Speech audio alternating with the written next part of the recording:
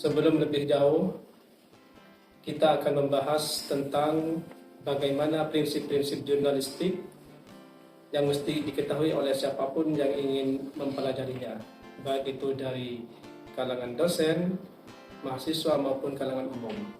Nah, penting untuk kita telah terlebih dahulu apa saja itu. Prinsip-prinsip jurnalistik adalah panduan dasar yang harus diikuti oleh jurnalis dalam menjalankan tugasnya.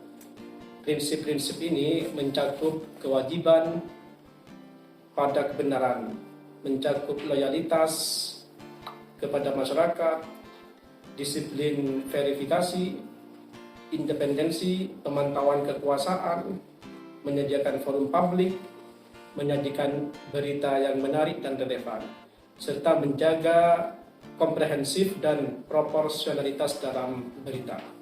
Jurnalistik merupakan salah satu profesi yang memiliki peran penting dalam masyarakat.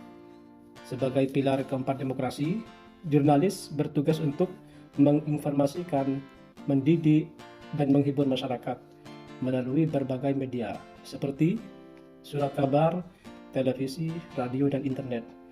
Nah, untuk menjadi seorang jurnalis yang profesional, penting untuk memahami dasar-dasar jurnalistik dan prinsip-prinsip yang harus dipegang. Nah, dalam konteks ini, kita akan lebih banyak mengupas soal prinsip-prinsip jurnalistik. Lalu, apa saja prinsip-prinsip jurnalistik yang harus kita ketahui? Prinsip-prinsip jurnalistik itu terbagi menjadi 10 bagiannya. Yang pertama, saya jelaskan kewajiban pertama pada kebenaran. Maksudnya adalah jurnalisme itu memiliki kewajiban utama untuk menyampaikan suatu kebenaran, memastikan informasi yang disajikan itu harus akurat dan dapat dipertanggungjawabkan. Lalu yang kedua, loyalitas pertama pada masyarakat, di mana jurnalisme harus melayani kepentingan publik, bukan kepentingan tertentu, termasuk pemilik media atau pihak yang diliput. Yang ketiga, disiplin verifikasi. Jurnalis harus melakukan verifikasi informasi secara menyeluruh sebelum mempublikasikannya, memastikan keakuratan dan keandalan berita. Lalu yang keempat, independensi. Jurnalis harus independen dari pengaruh pihak luar, termasuk pemerintah, kepentingan bisnis, atau pihak lain yang dapat mengganggu objektivitas.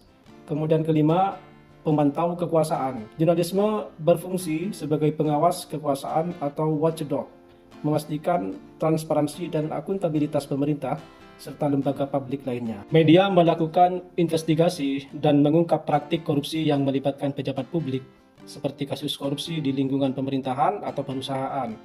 Contohnya adalah pemberitaan mengenai proyek-proyek pemerintah yang syarat dengan penyimpangan anggaran.